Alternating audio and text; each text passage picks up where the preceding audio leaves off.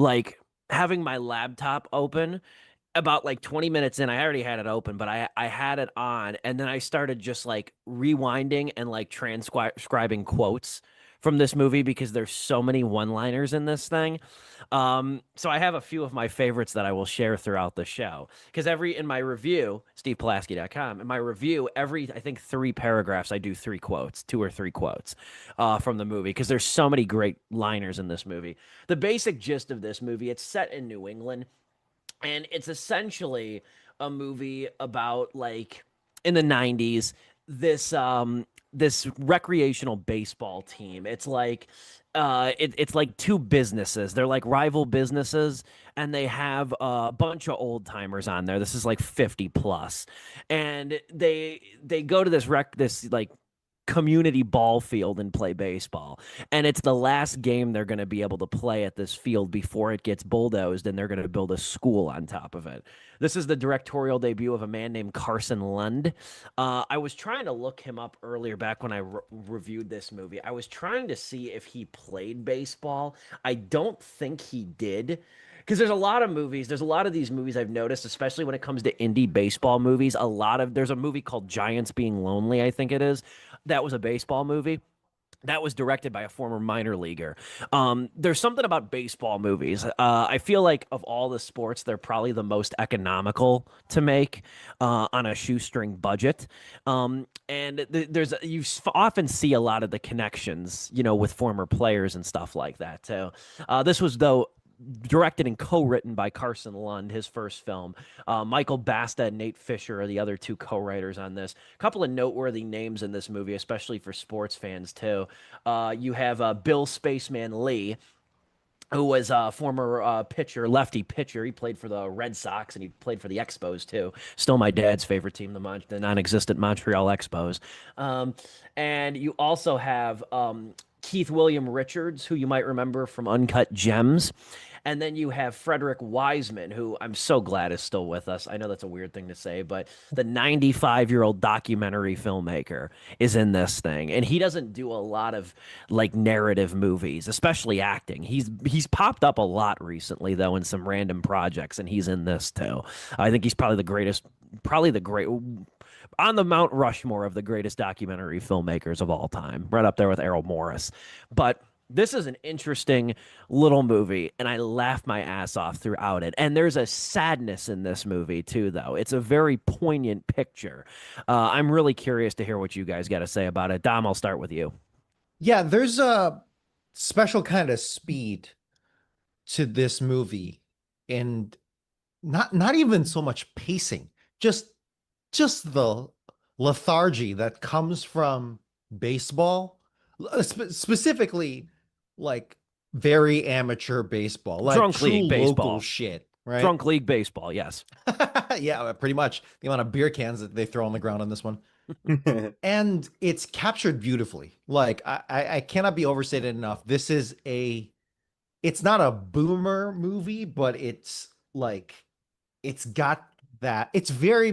I know it's set in New England, but it feels very Midwestern to me. I It does. connected with that aspect to it, even if it's not. It feels so Midwestern, and it it it took me back to, even though I never played a lick of baseball in my life. It's just too slow. I'm so sorry. I've never played a lick of it in my life. I don't even know if I've ever sat through a game in person, at least in full. But just nights, summer, or even fall, afternoons that turn into evenings that turn into nights, hanging out with friends, slow dog days. That is that is the essence. That is the at least the atmosphere of this movie. And the lackadaisical way it just meanders through the game. For them, it's a slog. But for the viewing experience, there is a it's a really, really cool and unique capture of like the impending, not doom, but the impending end Yeah. of this chapter in this truly, like, in the grand scheme of the human spirit, completely insignificant chapter, right? No one cares about these teams. No one cares about this field. No one cares about these dudes except not even their spouses, not even their kids. No one. No, nobody, none of the family members are in attendance. It is it, briefly they are, and then they leave once it gets a little cold. That's probably my favorite scene in this whole Yeah. movie. It's which brings me to my first quote. It's cold out when the bench player comes in. It's cold out here. It's warmer in the dugout. And like I'll just pass it to Joe by saying that there is a gallant stubbornness that emanates from this film, and then an inevitability of just the passage of time. And it is so it to capture that in such a beautiful way. It's beautiful. It truly is. And I'm so happy that we get to see it here in this movie. What say you, Joe? I echo a lot of what Dom said, but I'll add a little bit of a new perspective. As somebody who plays in adult recreation leagues, dude, this film is accurate as hell, man. I mean, it gets it down to a T of what drives people to do this, and it's not even the game itself, dude. It's the community. At the end of the day, it's the community, and this movie sells that 100%. It's the people in your dugout. It's the rival team that's been in this league as long as you have, and you have had a rivalry this entire time, almost like you're the Cubs and the Sox of like a crosstown rivals thing of your local city or town or park district, wherever you play in. This movie captures the beauty of that. Of you've been playing this for years, you know these guys on the other team, on your team. You talk to each other about what your plans are for the fall, for the next summer. How are the kids doing? How's this going? But in even the spectators, like they're what's his name? The guy that keeps track of the game the entire time, Cliff Bake's character. Or is Yes. Cliff Bake his actual name in the movie? I forget it too, but Um, yeah. But his whole thing, because unfortunately, the one thing I'm gonna have to rewatch this movie at some point, or at least buy, and I'll bring this up at the end of the review, buy the limited edition for a specific reason. I couldn't even remember a lot of the characters' names because there were so many.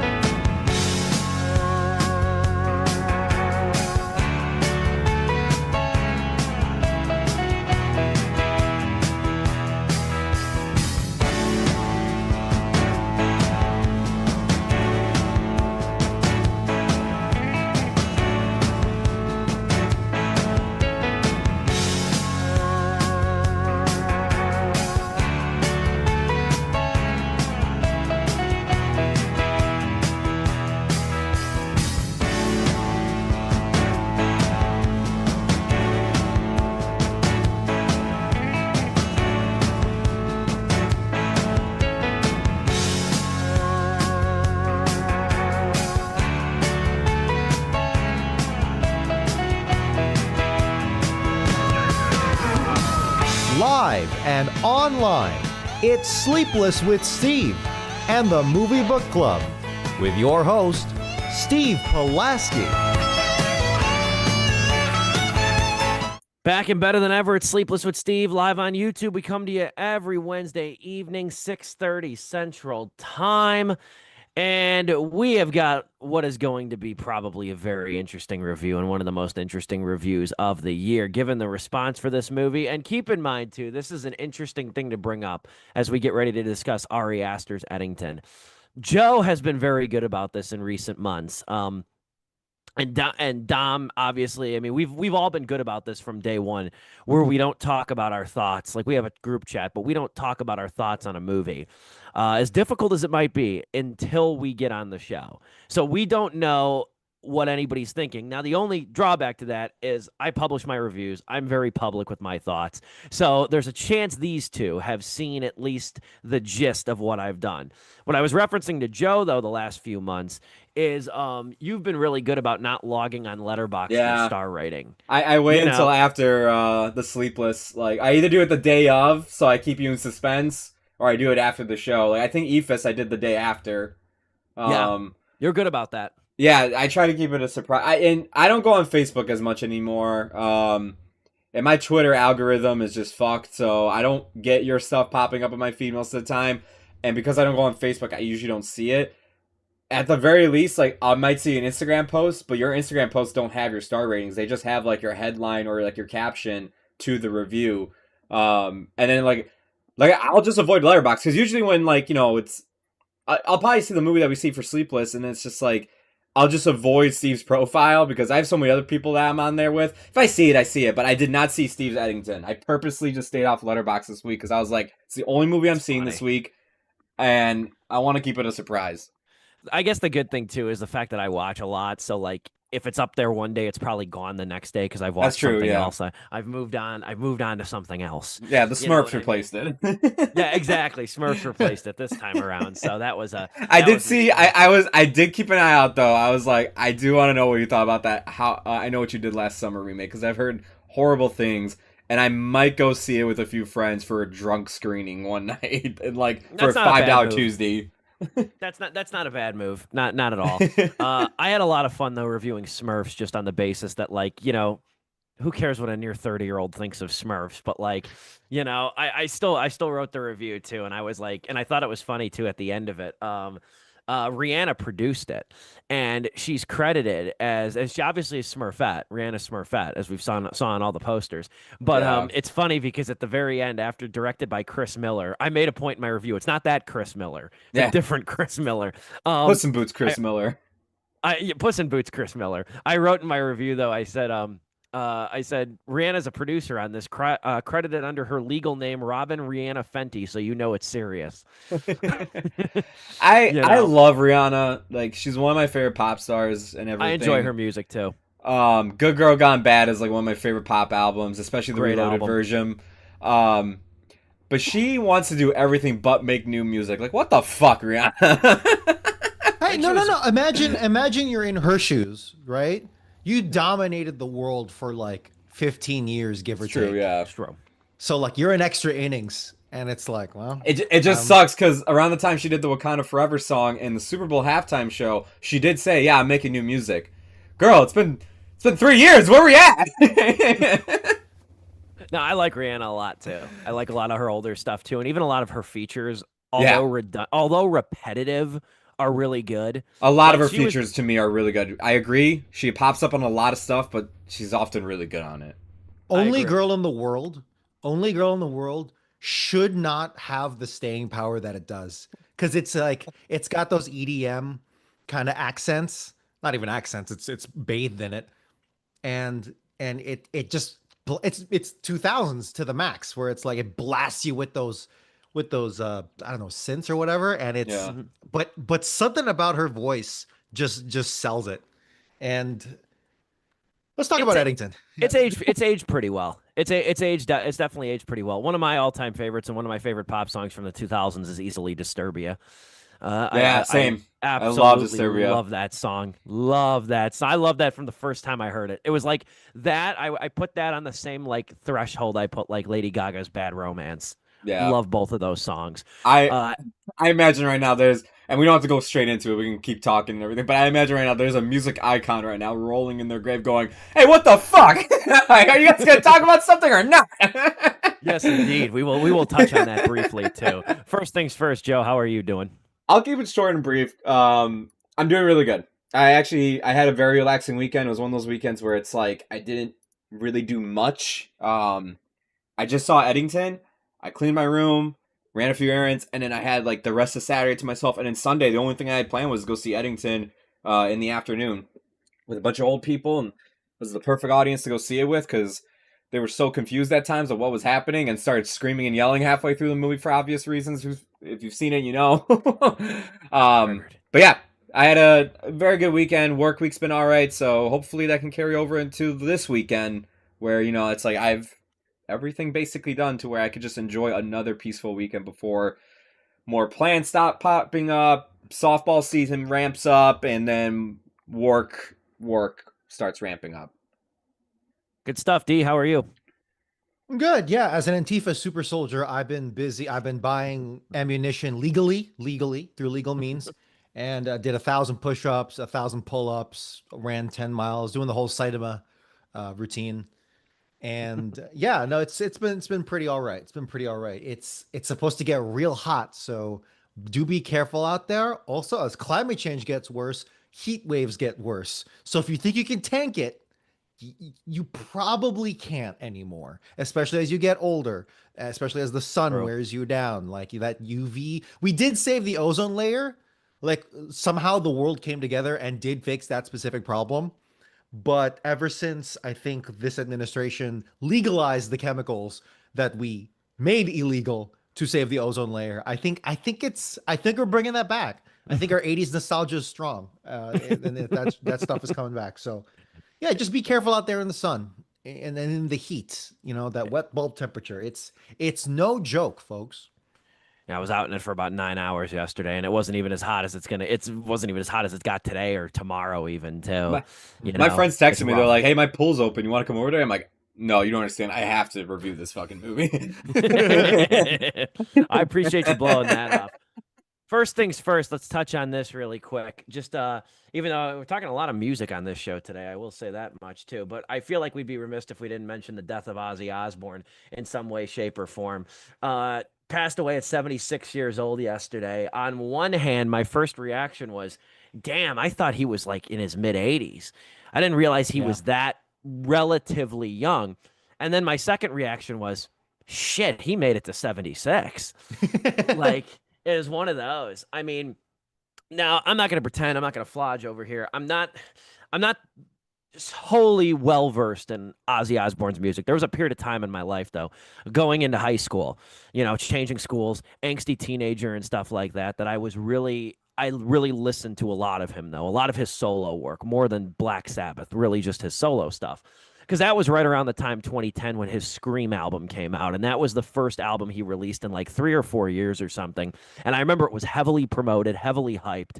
And I really enjoyed it. And I went back and listened to like, Blizzard of Oz and stuff like that. So I've always had a soft spot for him. I've liked his music a lot. I like his persona. I think he's a fascinating individual who lived obviously a very colorful life. Wound up really transcending music and becoming a reality TV star with the famous show The Osbournes, which I was funny on Dan Patrick today. They kind of on the Dan Patrick show, they kind of like talked about how that show demystified him in a lot of ways Yeah. because like back in the 70s, obviously long before social media, you heard the story of him biting a head off a bat in concert. And then it was like the way he dressed, the way he looked, the way he sang. It was like, does this guy live in a dungeon? Does this guy does this guy live in a cave or something? And then Dan Patrick had a great point. He's like, then you watch the Osbournes and you look at him as like kind of fatherly, and then you see him like, Sharon, where's the remote control? And you see him as almost like this halfway normal dude. You know what I mean? Which really shows, I think, the duality that metal poses as a genre as a whole.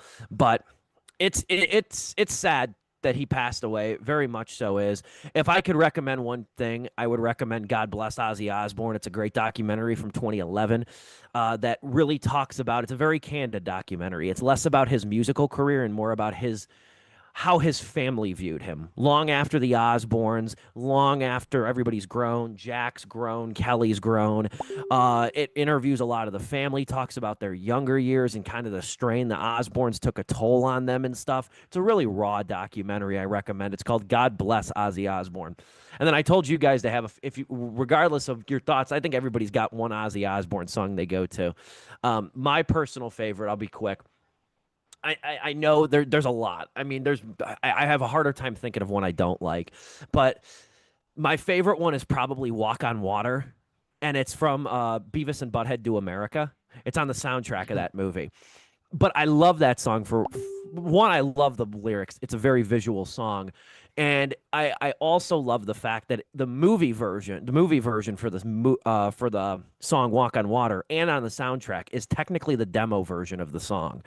I don't think Ozzy finished it in time or something. I remember reading something. I don't think he finished it in time, so he submitted a demo to Mike Judge to use in the movie. Well, then he remastered the song. He finished the song technically and included it on his subsequent album. I don't know if it was Osmosis or another one.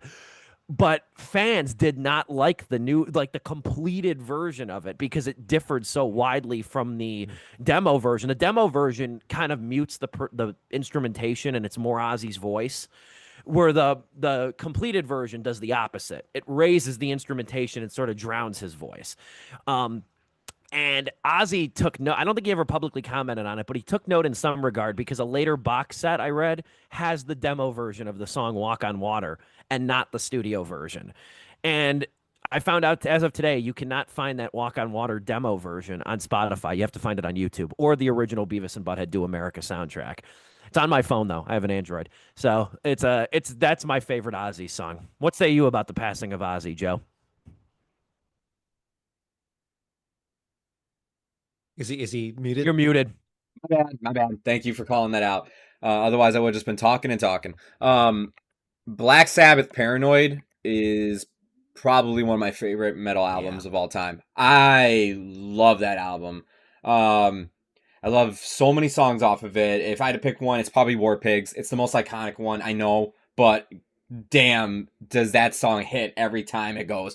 It's like, oh, that's like a starter workout song for me when I go work out. That gets me pumped up. In terms of his solo career, I love Shot in the Dark, Bark at the Moon, No More Tears. No More Tears out of his albums, that's probably my favorite album, is the No More Tears album. I really like that album a lot. Hellraiser off that album is also really good. It's a great song. Yeah, love Hellraiser. It was in San Andreas. Oh, you're right. Yeah, I think that's actually where I heard it. I don't know why I thought Saints Row. Radio X. Yep, you're right. Yeah, that and Rage Against the Machine. I remember I would listen to like all the time in San Andreas. But yeah, man, like, you know, in terms of a music icon, yeah, to me he is. Yeah, you know, everybody calls him like the Prince of Darkness, Godfather of Metal as well, is another like title they've thrown around and everything. He is an artist that I wish I got to see at some point in my life, and it sucks to say that I can't anymore. And it was a good chance I probably wouldn't be able to, no matter what, like with, you know, how old he was getting. But, you know, it's like I just saw AC/DC and the Rolling Stones are still doing music, so I was like, well, maybe there's a chance that Ozzy Osbourne can go and do something. Yeah, absolutely loved his music career. But in terms of other things he did, just his acting credits from time to time, I've also enjoyed. There is a video game called, oh my God. Oh, man. It's with Jack Black, Brutal Legend. Okay. Oh yeah. It's one of my, like, it's like an underrated gem to me. I feel like nobody really talks about it. Nobody really bought it either when it first came out and everything. To me, it is like the some Zelda fans might hate me for saying this, but it's like taking the Legend of Zelda like concept and making it into a heavy metal game. Like, you go into dungeons, you unlock a new song, almost like the Ocarina or the Wind Waker, and that new song gives you like a new thing to do and everything, or you'll get like a new tool to do stuff. And it has like other elements too that are not like Zelda, but like it's at its core, its main stuff is that. But whenever you go get upgrades for either your character, your vehicle, or whatever, you have to go visit the Underlord, and the Underlord is voiced by Ozzy Osbourne. And if you get time, just go on YouTube and just look up a compilation of the interactions between Jack Black and Ozzy. They are so damn good in this game, and it made me just love Ozzy Osbourne that much more. Tim Schafer is the game director, and he's known for always having very quirky, funny games and everything. One of my favorites being Psychonauts. Love that game. Still haven't played the second one, been wanting to though. But yeah, he's absolutely amazing in the game. Ozzy Osbourne, that is. And every time he pops up, it cracks me up. I even love the little cameos he did in movies from time to time. Like, I don't think this is a great movie. It's actually my least favorite of this trilogy. But the Austin Power movies, when he shows up in Goldfinger, and it's him and everybody, and it's like how they pop up. It did give me a good laugh and everything. Yeah, ever since he passed away, I've been listening to just more and more Black Sabbath and Ozzy in general, just because it's like, dude, like, you know, it really sucks to say that we really did lose like a musical legend that I thought really just, you know, shaped the metal like genre as a whole and inspired so many other artists down the line. It's funny because like it felt like he was gonna live for at least another 20 years. Honestly, in yeah. my mind. Right, and maybe he wasn't doing anything, just chilling, which is kind of was doing by the end anyway. He was able to get in a farewell concert before he died. He did, yeah. And you know, pure speculation, but it's one of those things where the timing of the death, I wonder if maybe he was holding out for that, like the Pope did for Easter. But honestly, the one look, I'm the same way as Joe. Paranoid, just an incredible album, and War Pigs for me is such a pertinent song, an endlessly pertinent song, sadly. And I think T-Pain's cover of that was, I think Ozzy himself like tweeted Ozzy out or did, yeah. something. He tweeted out that this is a great This cover. is an awesome cover. Yeah. But for me, the little bit of gaming lore that I can tie to Ozzy Osbourne is I can't find the video. Maybe if I just looked a little bit more, but I remember, I think on my Xbox 360, maybe it was later, but I remember there was a day where Ozzy Osbourne, and I think with his son, was on Call of Duty. I forget which one at the time. I think it was Black Ops 2, maybe. And he was like, hey, and he's saying it like Ozzy Osbourne, because I won't do the voice, but he was like, hey, I'm going to be on Xbox Live playing Call of Duty. This. Yeah. And it's like, if you play Call of Duty, there's a chance you get to play with me. Genius marketing tool. Because it's like, hey, I'm essentially like, you know, logging in, playing the game, getting addicted to it again for the very minute chance that I get to play with Ozzy Osbourne. And they did this with I think they did it with T-Pain as well. I'm not sure. They did it with a string of celebrities. It was Modern Warfare 2 for Ozzy. It was God damn. Because I wasn't playing Black Ops. Like I played Modern Warfare 2 a lot. And I was remember the original. This. That is nostalgia to a T, man. Wow. The original Modern Warfare 2, by the way, not the new Modern Warfare 2. But and it's like, yeah, I remember seeing that ad, and I think I missed that day or that weekend. I think he did it for a weekend. I forget. But just that little bit of lore. I don't know if any footage exists of him playing or of someone else from someone else's point of view of them playing with Ozzy. There's also I think they would, because it's really not that hard. But sometimes I do wonder, it's like, are they really playing the game, or is Ozzy just like sitting to the side and just like talking on the microphone? And it's like, Ozzy, how'd you do a 360 no scope? How often do you play this game? No. Ozzy, you got a tactical nuke? No. But that's Ozzy, your fourth prestige? No. You guys said basically everything I did. So just that little bit of just, you know, the footnote of the footnote that no one will remember. Actually, you know, I take it back. I think a lot of gamers will remember. I remember that. I forgot that I knew that. Yeah, man. But that's my one little bit. Rest in peace to the legend. Wait, what about the picture you sent in the chat? Was anything related to that? Oh, I'm sorry. No, that was so I was looking for a picture of Ozzy Osbourne playing playing Call of Duty. Xbox. But Okay. instead, I found out he later did an ad. You can tell by his hair. He later did an ad for VR for PlayStation. And again, it just goes That's to cool. show that he just was doing anything, man, by the end. And it's like what we were saying with Rihanna earlier, where it's like, yeah, he can he's done everything. He's got it. He's cemented. He can just it's more of a comp of like Dolly, you yeah. know, like in some Uh, ways. Like there's just some like you get to a point where you're so big and you've conquered your space and you're on the back nine, and it's like Dolly's like, hell yeah, I'll put my face on a recipe for a cake. You know what I mean? and I'll open up Dollywood, my own personal Six Flags with amazing food. Can Rest I in peace make a to Ozzy suggestion? Osbourne. Oh, sorry. Yeah, go ahead. Go on. No, go on. How about we do our intermission right now and Oh then go into wow. Eddington? That's not a bad idea. Because I feel like Then we're we going don't to be get cut talking a off. lot, and yeah, we don't have to break off. We We're probably strapping will. in. I could see this bleeding into OT, maybe like 5-10 minutes longer, going to 7:40. But I think it would be a good idea to do the intermission right now because we did use up 20 minutes of the Zoom timer already. There's also a part of me that's wondering, like, hey, what if we're like so synced and locked in that we get this done in like 20 minutes? Either way, I'm in Yeah. I'm in favor of this move. Let's do I it, think let's this do it, is a let's do it. smart thing. We will take our Zoom sponsored intermission very early, earlier than usual. Come back with a full, hopefully uninterrupted, unabridged review of Ari Aster's new movie Eddington. Don't go anywhere. Back in about 60 to 90 seconds. This is Sleepless with Steve, live on YouTube. My three closest friends and my dad. That's kind of generally how the Super Bowl's been because we're all into the game and we're all invested in it. I remember a couple of years ago, not to go long-winded, but it does go with Tom Brady though.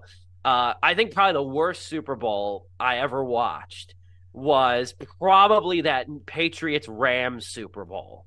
That was 13-3 a couple of years ago. That was that New England won 13-3, and it was a monumentally boring game. The only other Super Bowl I could think that sucked was probably, again, another Tom Brady one, was probably the Tom Brady Buccaneers Super Bowl when they beat the Chiefs 31-9, because that's the thing you don't want. You don't want a blowout and you don't want a low scoring game. You want like a consistent matchup. That's why last year's was really good, the Bengals and Rams, because there were points where you thought both teams could actually win. And this Patriots Falcons Super Bowl, that's really the concept of 80 for Brady, that looked like it was going to go down as one of those really shitty Super Bowls because it was 28-3 in the third quarter. Yeah. The Falcons were just kicking ass. And I remember it because me and my buddies, we started to turn our attention a little bit away to the game, talking. I think, if I'm not mistaken, was that the Super Bowl when the Cloverfield paradox was teased? I think it might have been. Not teased, No. released, essentially, right? Released, then teased, then released. Like an hour later or something. That was Was the that season before. That was the season No, before. season Okay. after. You're right. Season after. I knew that was when it was teased at like the first, I second forgot about quarter, that. and then it dropped after the Super Bowl. Like, because I remember whose house I was when that happened. Sure. And because I remember whose house I was when I betted that the Atlanta Falcons were gonna win. And I remember whose house I was at when the Cloverfield Paradox trailer dropped, and then there was shadow dropping. Back after our preemptive Zoom-sponsored intermission, this is Sleepless with Steve live on YouTube. We come to you live and in living color every Wednesday evening with movie reviews. Went a little long with the Ozzy Osbourne remembrance. Not long, I guess, but Joe had a great idea. Let's come back after the let's start the intermission early. That way we can have an uninterrupted discussion, hopefully about 35, 40 minutes if needed, on Ari Aster's Eddington. So I'm going to take the wheel on this one briefly, and then I'm going to pass it off to you guys because I technically have had my review live for like 6 days now or 5 days, whatever it is. A lot of people have reviewed Eddington over the last several days and even in the weeks prior to its release. Not a single one of them quoted the rapper Plies in their review, except for this one, except for yours truly. Remember Plies, Shoddy? Remember that? Remember that song, Shoddy, Bust It, Baby? You remember the rapper Plies. Think long and hard. Unfortunately. We just mentioned T-Pain. He did a song with T-Pain. Anyway, open my review of Eddington with a line from Plies' remix of the Bobby Shmurda song, Hot Boy. And it's the line he says, "A lot of you gonna get killed playing both sides." And that's what I kept thinking about watching this movie. Look, this is a movie that's a lot of provocations. This is a movie, this is a Western, a kind of a Western satirical black comedy crime drama a little bit. It's a lot of different things. It's a lot of different provocations about the state of America during the COVID-19 pandemic. Um, it looks at the fictional town of Eddington, New Mexico, which feels already like it's stuck in the past in a lot of different respects. Revolves around Joaquin Phoenix's character. He plays Sheriff Joe Cross. He's a very small man, very fragile individual. And he lives with his layabout, basically practically catatonic wife and Emma Stone. And he's butting heads with the town's mayor, Ted Garcia, played by Pedro Pascal. It's a couple months into the pandemic. I think it's like May of 2020. And essentially, he eventually makes the spur of the moment decision to run for mayor and challenge Garcia. And he runs his platform on sort of like an anti-mandate status, sort of like the anti-mask mandate platform. Basically, in spite of Garcia's restrictions, Eddington, New Mexico hasn't seen a case of COVID-19 yet in the pandemic. So it revolves around that. And it sort of looks at a lot of different factors that went into play, obviously, during the COVID-19 pandemic, too. It examines the Black Lives Matter riots in lieu of George Floyd's murder. It examines some of the conspiracy theories, most notably Joe's mother-in-law, perpetuated by her. It takes a look at sort of the political back and forth between Cross and Garcia as well.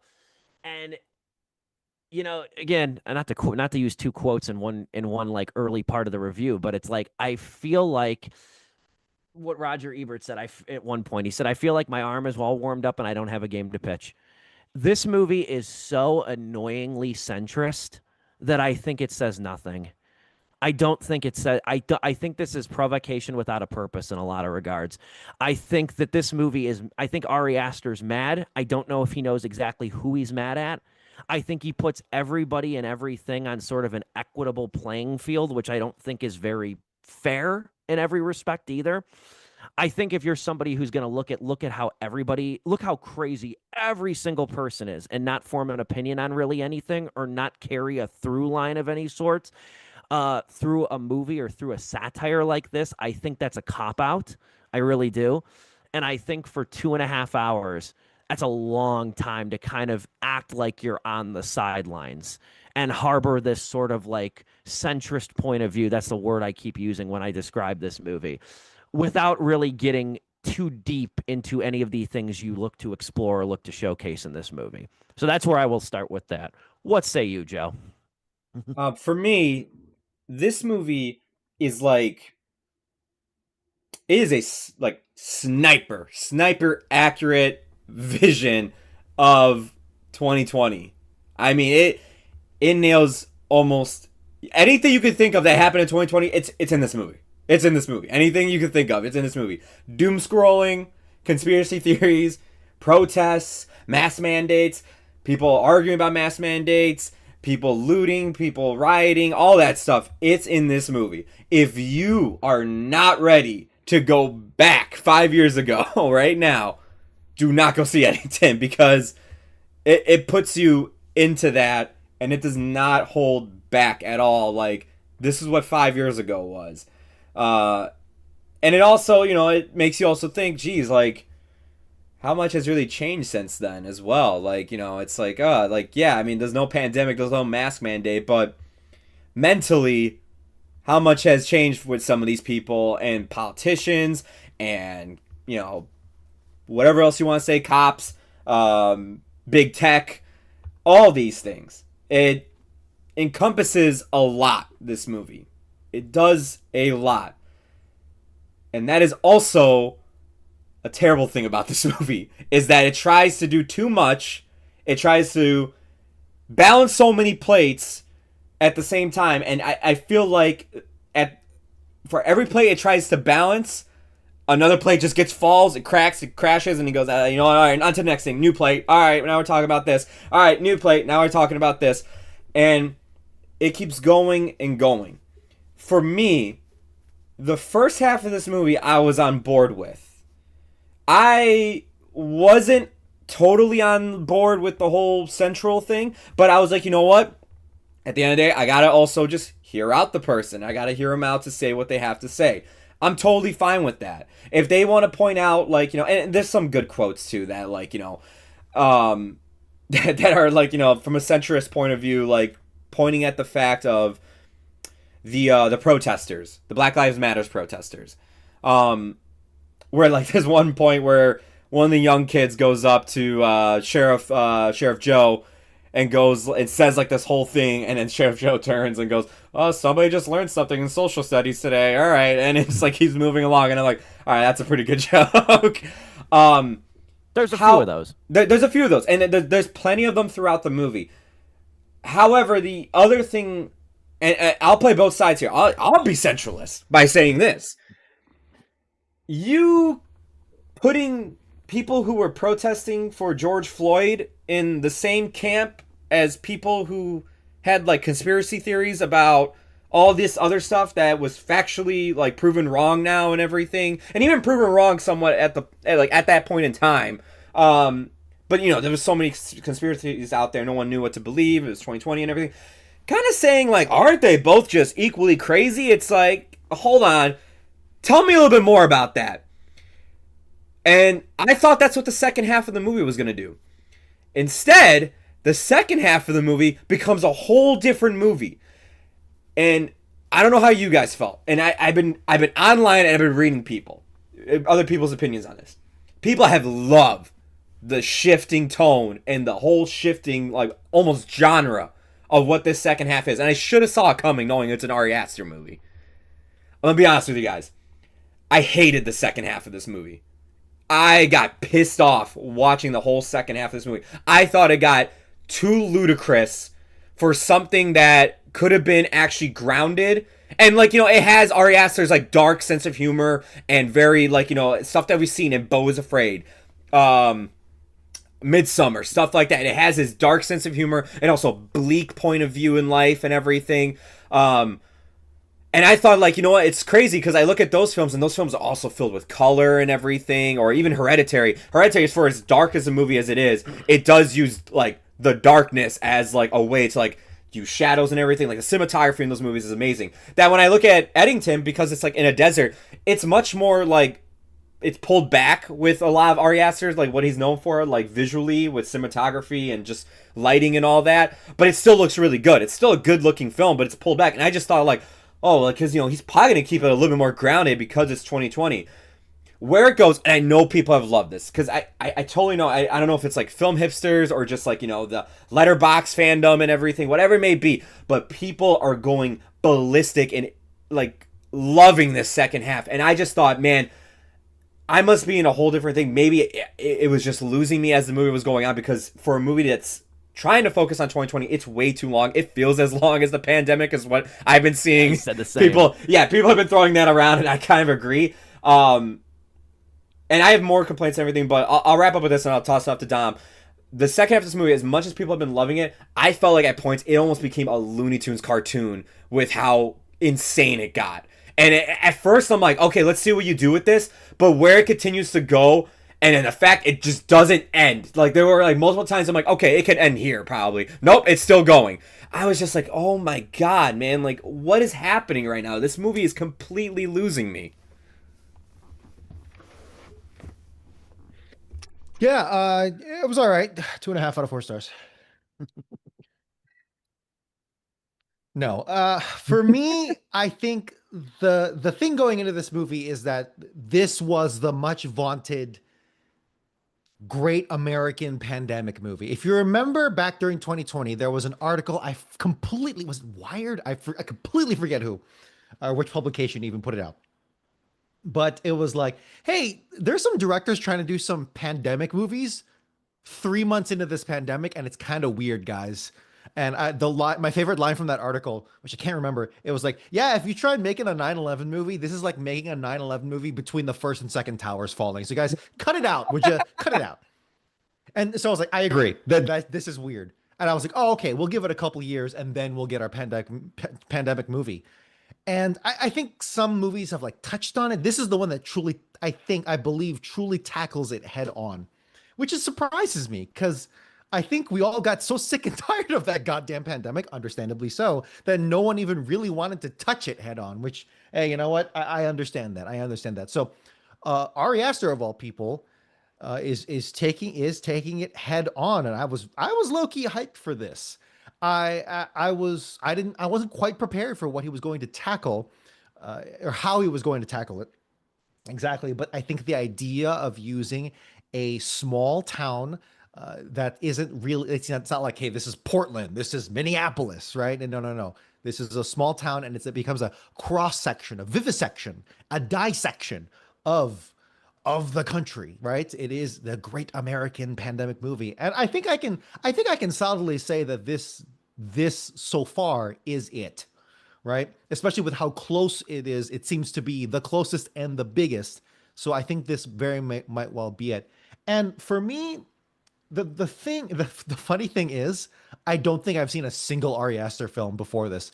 Bo, Hereditary, not even Midsommar. If I had to watch one, it was Midsommar. It would be Midsommar. But the truth is, I like sleeping, so I'm not gonna watch any of those movies. That's my issue. Is that Ari Aster legitimately does terrify me, and but I do adore how Ari Aster, or how a horror director is the one taking this movie on. Yeah. People were like, "Oh, is he gonna get into like some trippy kind of shit going on?" I'm kind of glad he didn't. I wouldn't have minded if he did, but he really didn't all that much. He could have done a lot more with like the disintegration of Joe's mind and everything. But I'm kind of glad he didn't. Kept a little more grounded in that sense, It is probably his generally most speaking. grounded movie in that respect, Yeah, and which is weird to say. yeah, yeah, yeah. But you kind of need that with the weight of what's being talked about here. I think I might have to kind of disagree with you two on this. I don't think there's a centrism at play here. And uh that is because I think of the three of us, I think I'm the one who rubs elbows the closest with protest groups and organizations. Yeah. If you follow my Instagram, Undoubtedly. Blue Collar Jazz, and my blog, bluecollarjazz.org, only saying that because like it's like, hey, I write on these things, at least in Chicago, right? And I and look at these things, when I have the time. And honestly, people got a little upset about the portrayal of the well-meaning young leftists in this movie. And I have to say, I think it's pretty accurate. I think it's pretty spot on. No, no, Like, it absolutely is. When I was like yeah, saying it in my part of the review, it absolutely is accurate. It's honestly, I was like, they're totally nailing it. It's just I actually go on. I'll come back to this, yeah, but yeah. I totally agree with you on that. Here's They what I'll nail say. it. My objective rebuttal to what you guys are saying, or at least Steve is saying, as like a centrist take. Actually, no, both of you, where it's like these two are the same thing. I do, and we can't spoil anything, but for me, I think it comes in through their actions, right? The the BLM, the leftist, camp, they are messy. They're at times, so naive and dumb and ridiculous, and they're selfish, which I appreciate because that does happen a lot Yeah, it with does. leftist groups. It really does, And they're decentralized. yes, exactly, and I appreciate that. But there's something between Joe's camp. There's kind of like three. There's kind of like four big camps, right? There's Joe. There's Pedro Pascal's character, the mayor, who's more like the liberal wing, the BLM camp, and then the shadowy data center people.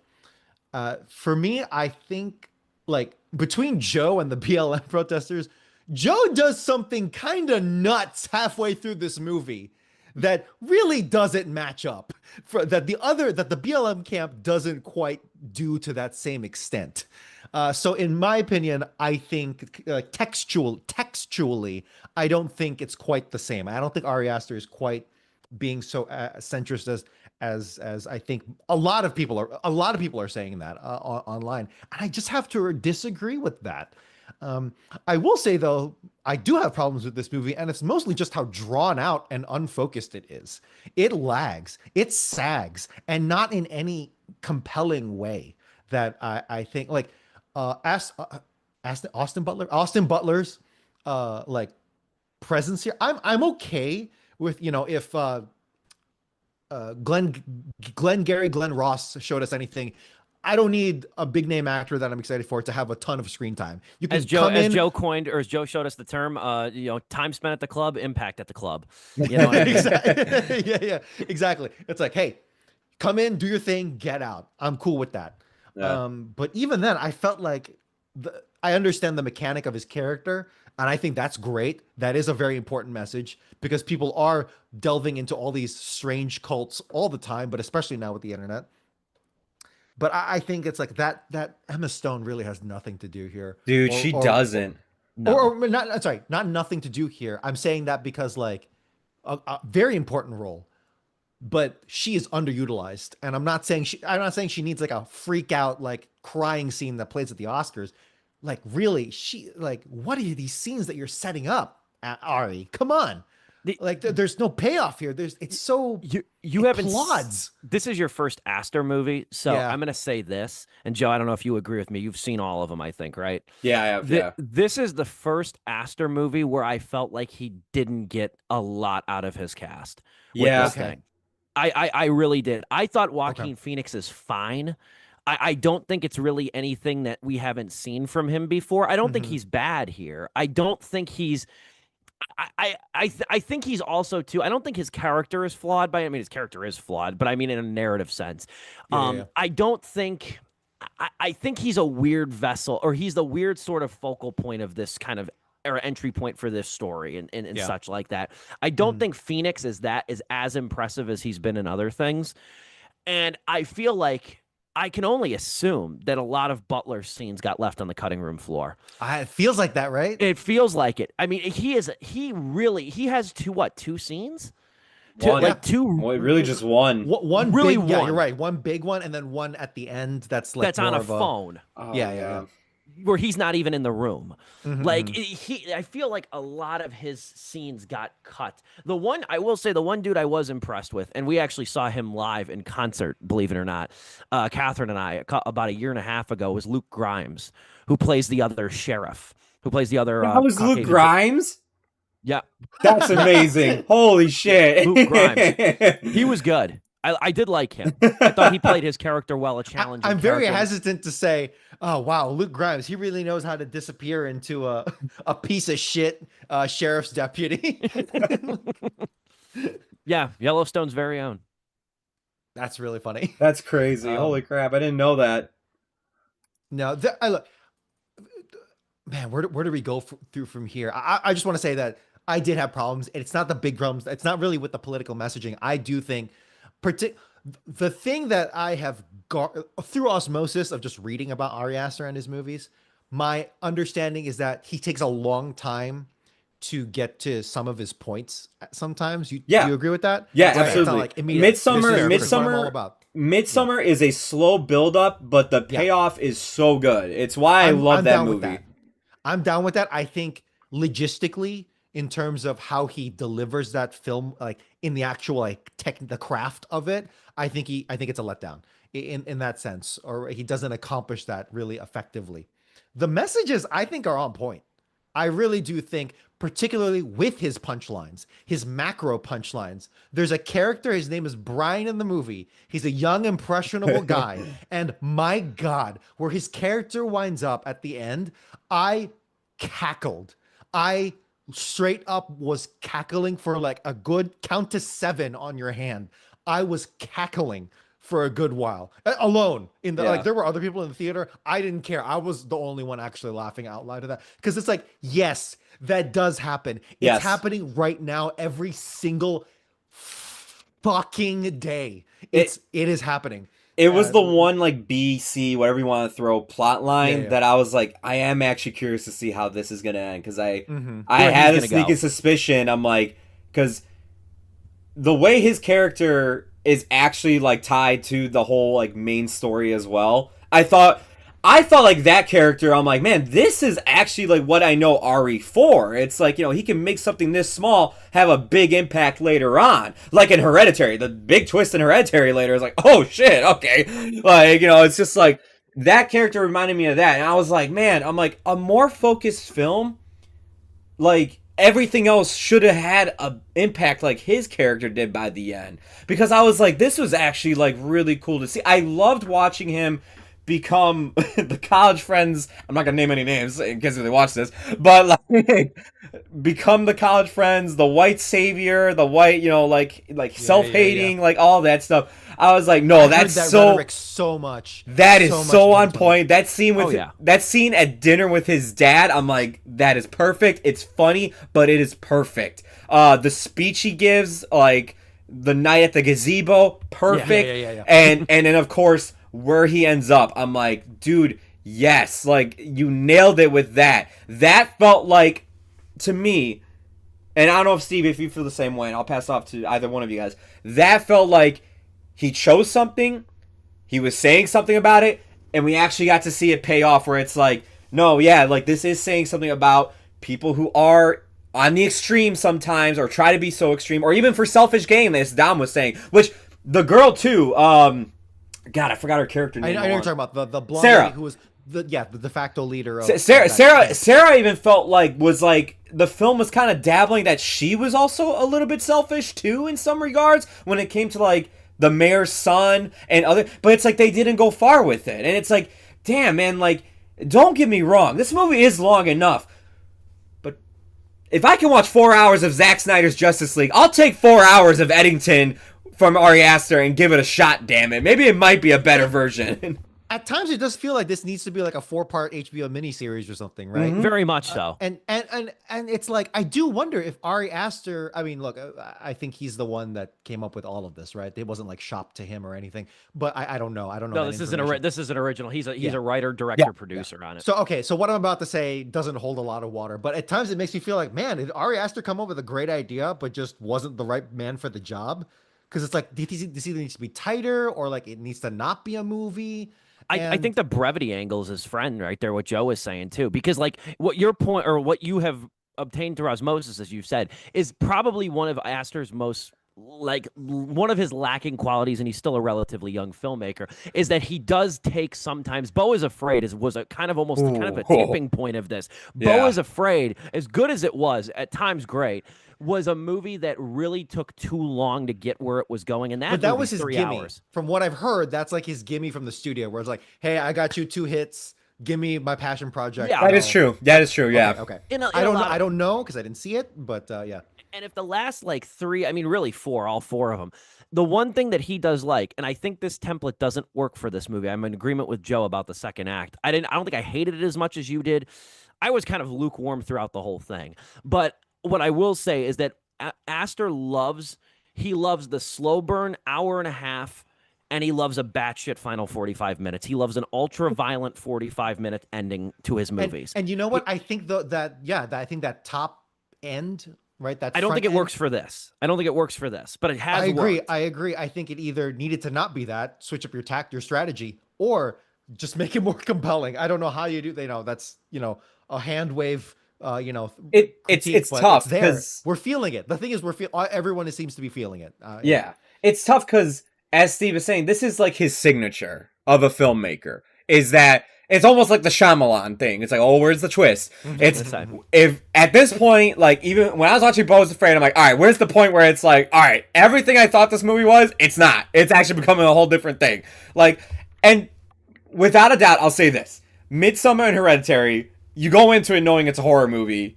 So you're expecting something twisted and messed up to happen in the last 45 minutes to really drive this all home.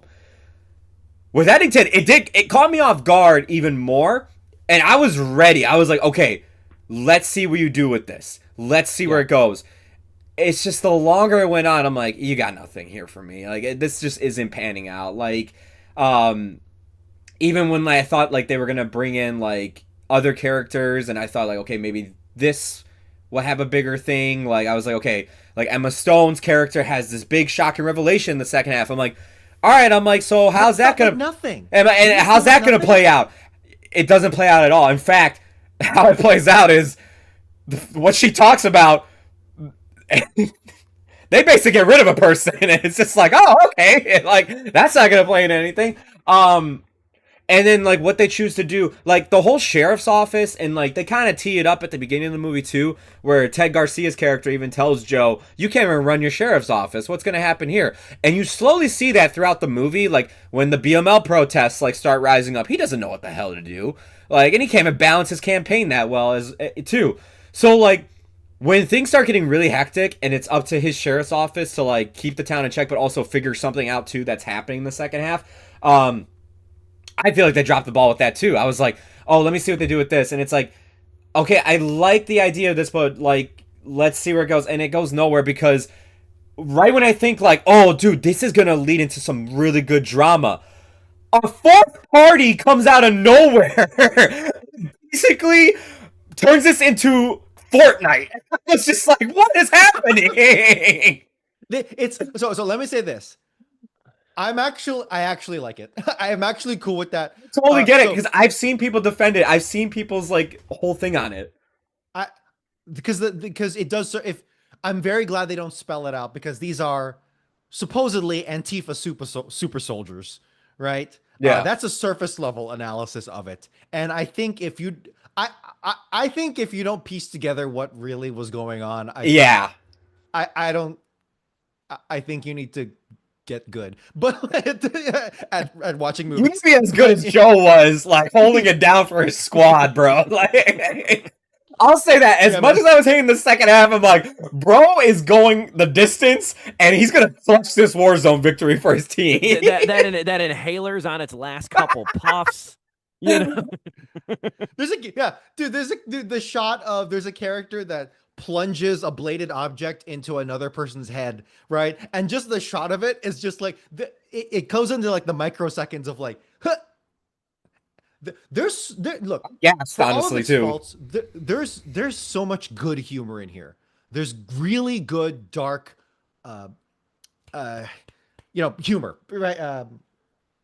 Deadpan humor here. Yeah. For instance, during the party, there's a pandemic party where the mayor is hosting a party and Joe has to like stop the music because of a noise complaint. He goes, it's Katy Perry's Firework, which was not relevant, which is not a relevant song during 2020. And it's definitely not relevant now, which makes it funny. And they just keep having this match of like raising and lowering the volume. And you know what?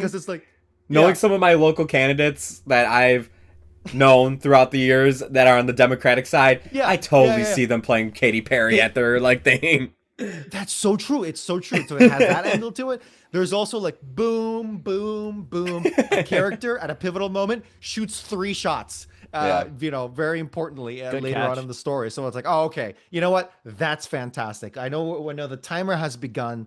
So I don't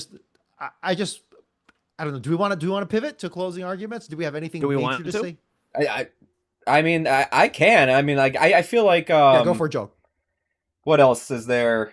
I don't want to make it sound like I know I said I hated the second half, but like that first half really had me going. Like I was sitting there, I'm like, I'm actually really liking how this is all setting up. It just really sucks for me that like, yeah, the second half, unfortunately, it drops the ball in so many ways. Like there's a point too where it's like there is something that happens to Joe, and it's like, oh man, you had this coming because of how you've been acting this whole time in the small town. How's this gonna play out? And it just kind of doesn't. Like it's just like, oh, all right, like this also led to nothing. Like, and it's like I couldn't help but feel like, damn, if we actually would have kept it grounded and I would have seen this campaign played to the end, I think I would have liked this movie a lot better. And I know that would have been. I agree with you. That probably would have not been Ari's signature, because of course his signature is 2 things. There's a turn in the last like half of his movie that leads to like a ramping 45-minute like a complete violence, and there's probably some penises that are involved in the movie, and like I was waiting for it. I was like, okay, where's the Ari Aster penis? Oh, there it is. Okay, like with that, like it just made me feel like, damn, like you set up all these dominoes, and I'm all for if you want to stay centralist. And I know, Dom, you're not saying like you didn't see it as a centralist thing. I totally can see that too. For me, that's just how I was experiencing it. It's like he's making comments on both sides here. He's pointing out like, hey, like, this is the flaw. Like, like you guys were not hearing out people like this, and you weren't hearing out people like this, but you also were acting like this. Realize how you guys were. Like, let's read the room here. Okay, let's look back at this and actually observe it.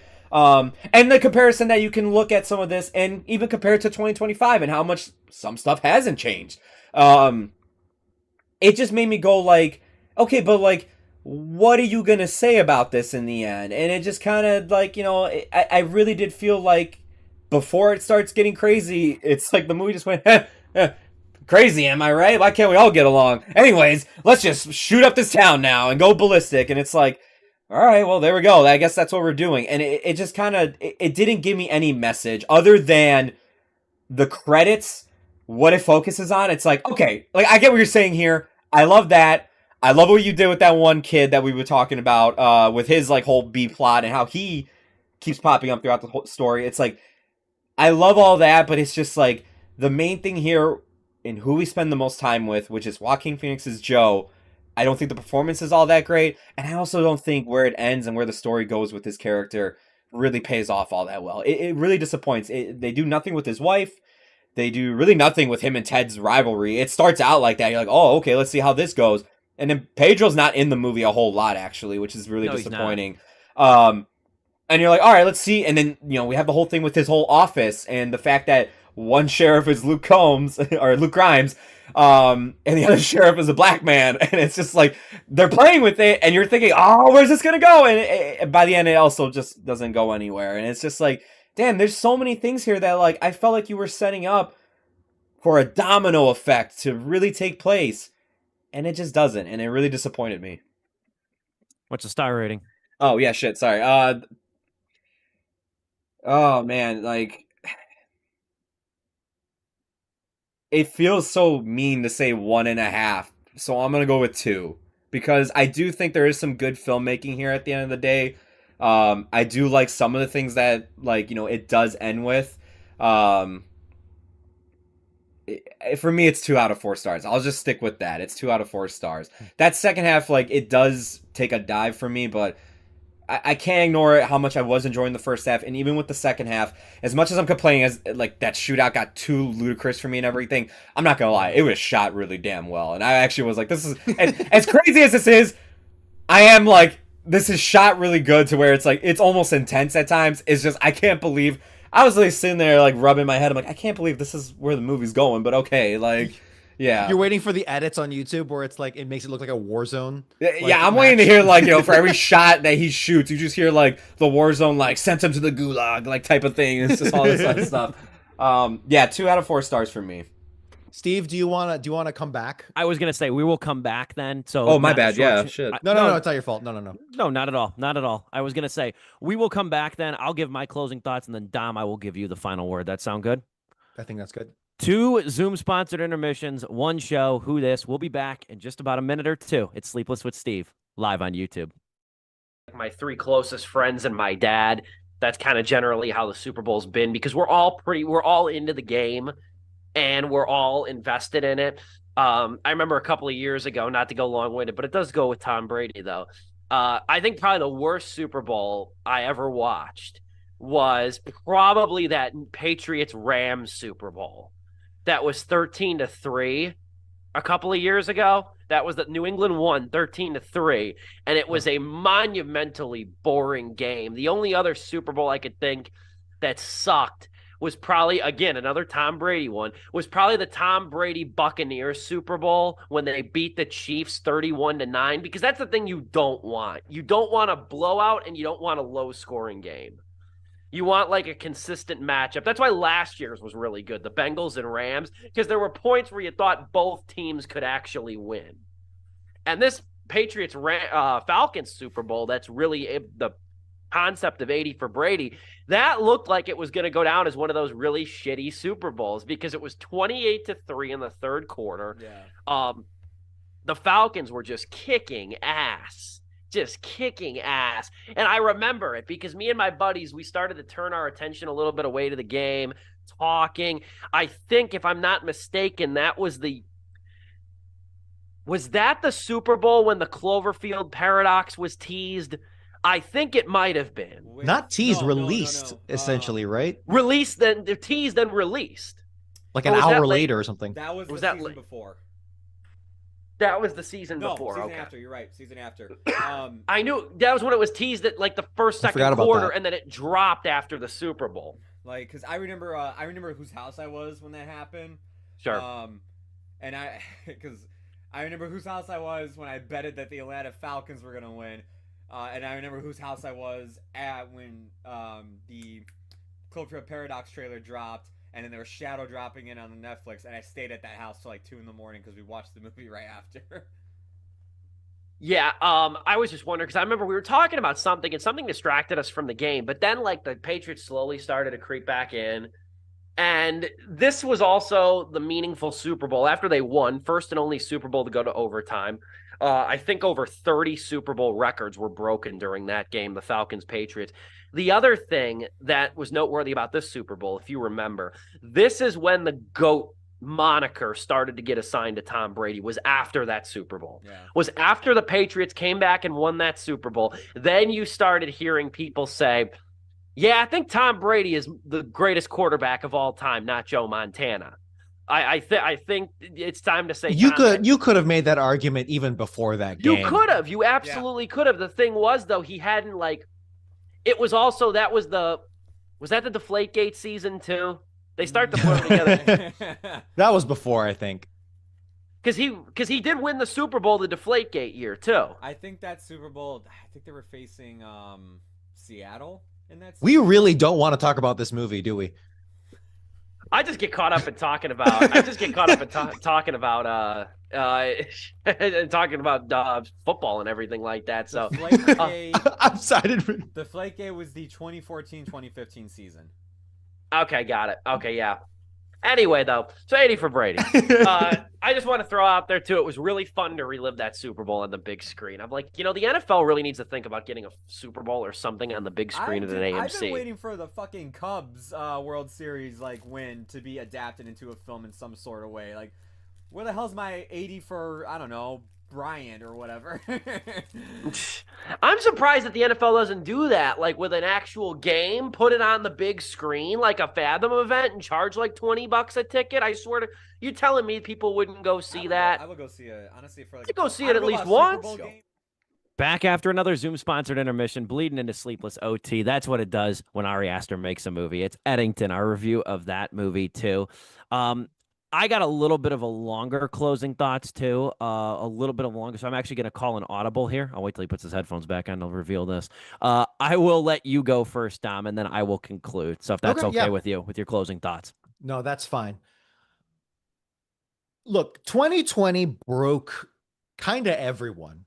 It was if you had been paying attention, all the cracks were there. You could say the same thing about 2016, right, with the election of Trump. But 2020 was on a different scale, and the cracks of society, of democracy, of the 21st century, of all this stuff, right? It became very, very, very apparent in 2020. All those cracks started to seep into the mainstream for a lot of people, for a lot of privileged people. It really did become apparent, particularly with those lockdowns. So I do think it is something that deserves to be not forgotten, but rather to be examined. The thing is, since 2020, we never learned from a lot of things. Some would argue we didn't learn a damn thing, really. And even with the incredible breakdown that was that year, it still feels like a prelude to something. So what I will do is I will congratulate Ari Aster for injecting so much vivid violence into the narrative, like a complete breakdown of what you were expecting. And then it just climaxes and climaxes, because in so many ways it still makes it prescient, because there is a version of this movie or some other pandemic movie anywhere else that does the same, that just has the same objectives. It just comes off as, yeah, sure. It just comes off as a wet fart.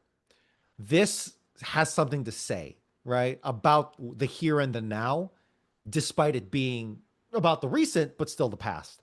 And that is something I very, very much enjoy about this movie. On top of some of its on point humor, a lot of its, and I truly do believe the messaging is correct.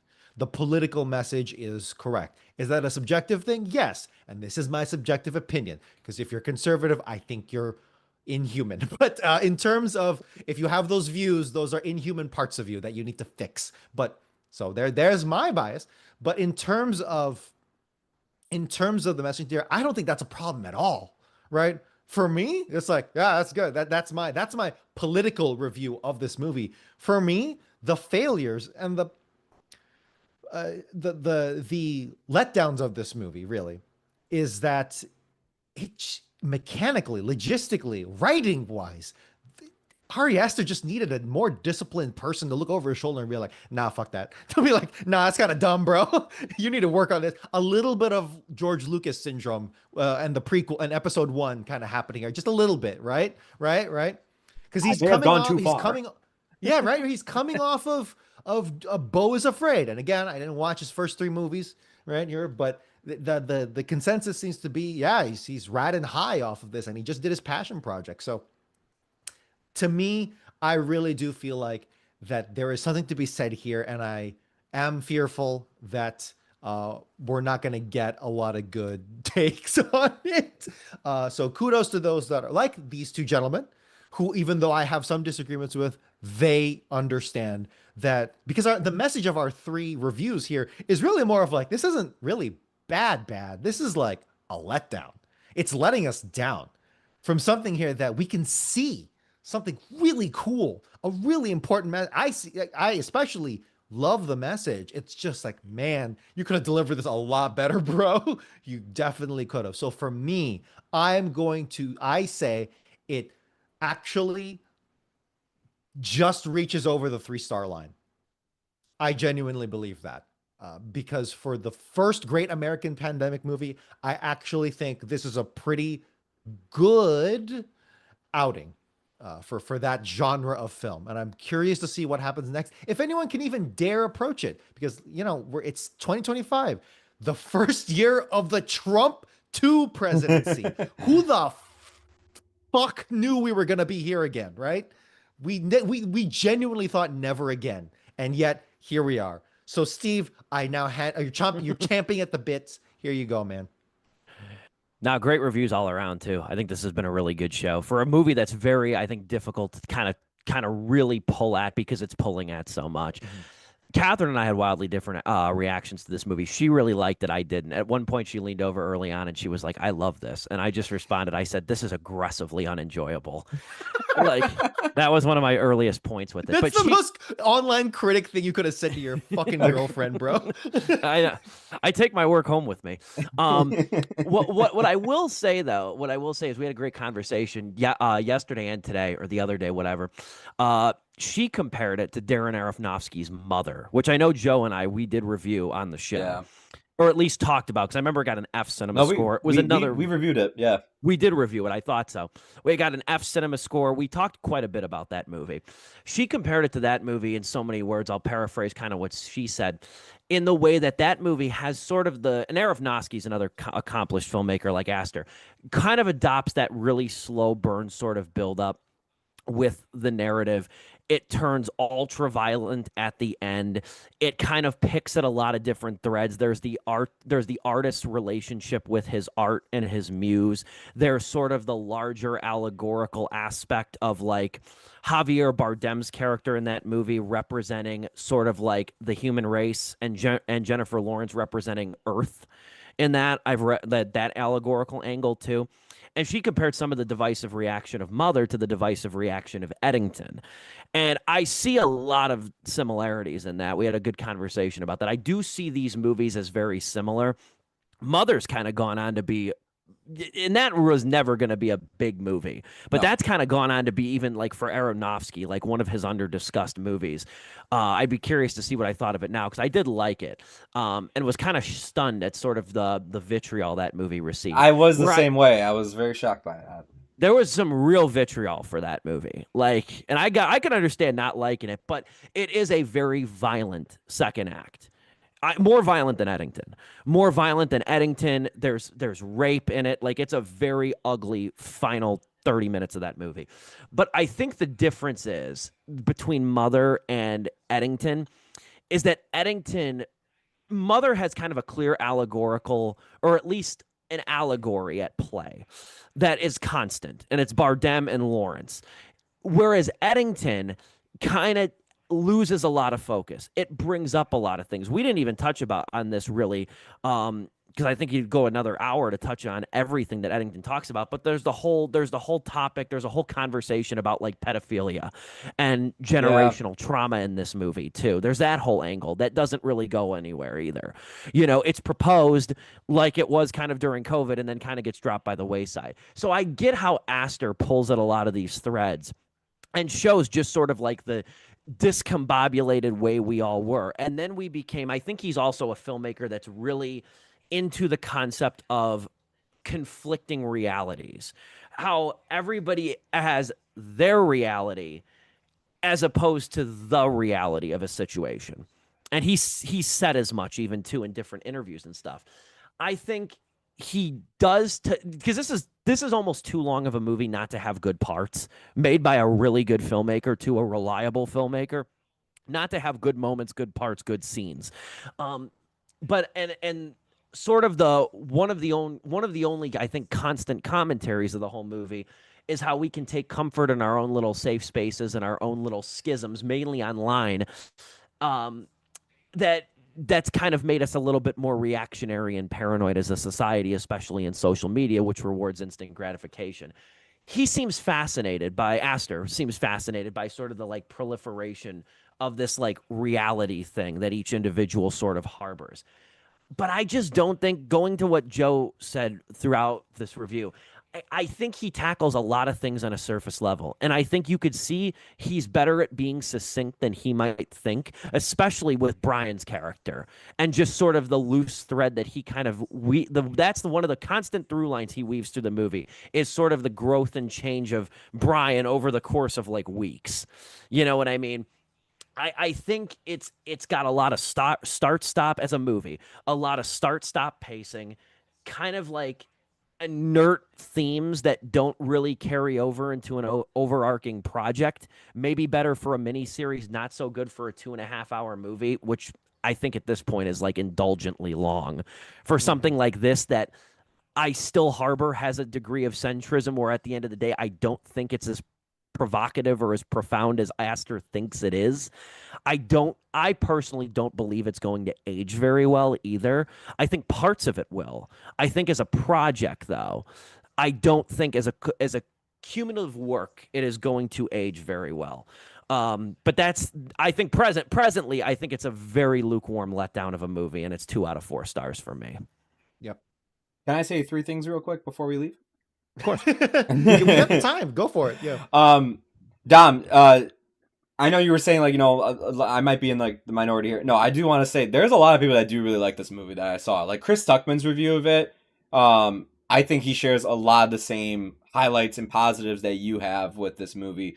Plenty of people I was reading online too, like the Rolling Stones review, and there was another one too that I was reading. I'm like, damn, maybe I'm just in the minority. With Steve telling me that like it's, you know, it's causing such a divide, I'm like, oh, okay, because like on Letterboxd, like I imagine like I saw the average was like 3.4 at one point. I'm like, all right, so people are really liking it.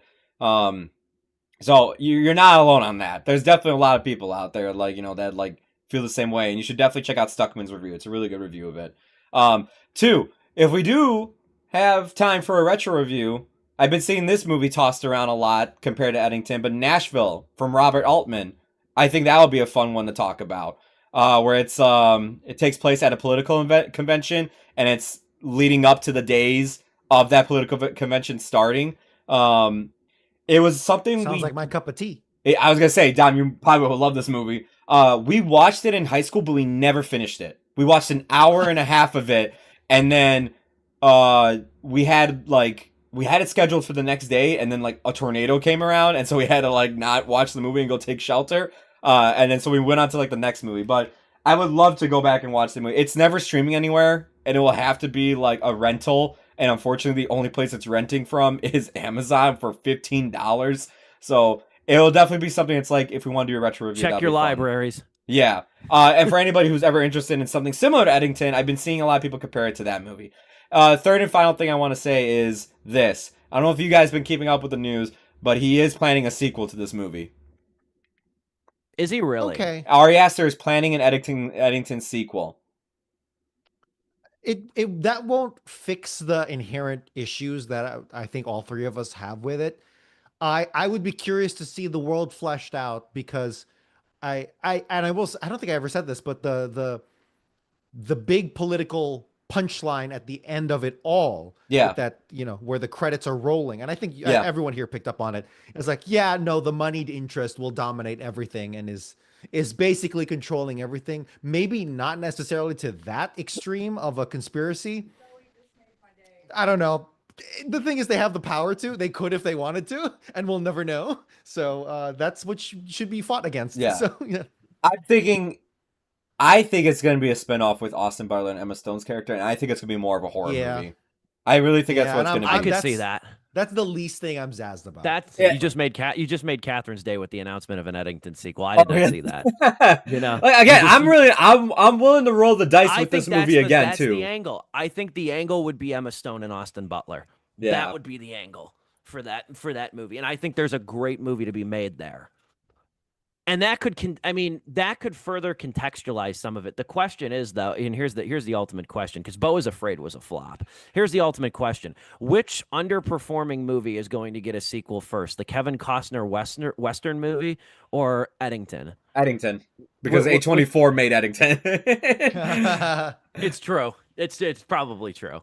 No, good. No, that's interesting though. I will say this review did not disappoint one iota. No, yeah, I had a lot of fun. This was a fun one, a tough one to tackle. Really just because of the entry points on this thing being so vast. But I really like the magic we made with 2 intermissions. I thought that was fun. Next week, Yeah, man. the show famous for switching gears like no tomorrow, week to week. Next week's Happy Gilmore 2. Next week is a breather. The whiplash. Next week is My Whiplash. manifesto on on Happy Gilmore too. Like his So pipe next bombs are gonna go off at me and Steve's house, and Dom's gonna read it live. Next week is Happy Gilmore 2, for what it's worth. We will be tackling that movie because I do think it's going to be probably, now that Netflix originals really are like either very niche or just hard to come by, I think this is probably going to be Netflix's most popular original movie of the year. So that was that was my impetus for putting it on the schedule. I actually got a lot to say about that next week too. Okay, I'm looking forward to that too. And I can give and I can also and it also affords me an opportunity to launch into a rant where most of the Adam Sandler movies people love, I genuinely hate with a passion, and Happy Gilmore is in like my bottom tier of Adam Sandler. Oh, movies. damn, really? Yes. Oh, Yes. shit, okay. It's down there with The Wedding Singer, Billy Madison, Waterboy, all the ones people love. All right, I'm not so crazy about the other ones myself, but I love Happy Gilmore. His F tier is everybody else's A tier for some reason for me. It's a running joke with my best friend who loves Where's, Adam Sandler. Where's what? Big Daddy.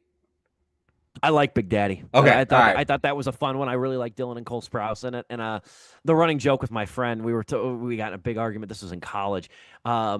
My best friend Nick, we got in an argument about Adam Sandler movies, and then he goes, "What Adam Sandler movie do you like?" And I was like, "Well, if we're talking comedies, I know it has a sad kind of climax, but I said if we're talking comedies, Click is one of my favorite." And I just remember he goes, "You fucking would like Click." I like Click. I like Click as well, yeah. I don't know if I do think I it's don't know if sad the as pace- hell, but it's good. I don't think if the pacing holds up, but I remember, it had a really good gimmick for it, especially for an Adam Sandler movie, and Good it had concept. a really crazy ass twist, tonal shift, I should say. Yeah, no, I always think of that whenever I see that movie. You fucking would like Click, No, Click, 50 First Dates. That's my upper tier Where's of Little Adam Nicky Sandler for movies. you? That and Bedtime Stories are the only 2 I haven't seen. Oh, okay. I was gonna say because Those are Little the two. Nicky's an F tier for me, and Bedtime Stories. Those are 2 I have not seen. Okay. Blended, which nobody remembers, would be in my upper tier. Blended Yeah, I with Drew Barrymore. I thought he needs to do more movies with Drew Barrymore. Them two against all odds have really good chemistry. Like in 50 First Dates and Blended, they're both really good together. But we will tackle Happy Gilmore too next week on Sleepless with Steve. Either way, it's been a fun review of Ari Aster's Eddington. I think it's also too being so polarizing. I genuinely love reading the discourse on it, both for Same, and yeah, against. actually, same, yeah. You know, because there's not a lot of movies that are this divisive, and I think that is worthy. I think that is absolutely, regardless of whatever I think of it. I like reading 4-star reviews of this movie. I like reading half-star reviews of it. I think it's really the spectrum of this thing is fascinating, and I think only somebody like Aster too, finite number of filmmakers could make a movie like this in the modern day that have such a divisive reaction on both sides, where both sides even too kind of make compelling points in that regard as well. And honestly, though, kudos to him for being really the first director to, because yeah, like Dom was saying, we had movies that brought it up, like that were being released like months into the pandemic, but like kudos to Ari for really just diving to the deep end with it. Like, even though I was like, it was all over the place, he really did go, no, I'm bringing up everything. Yeah, I was gonna say he did give it at least a little bit of time to marinate to like where, I mean, we're still in the storm, but like we're out of it far enough that he could still take everything and kind of put it all in a blender. You know what I mean? And draw on a lot of it too.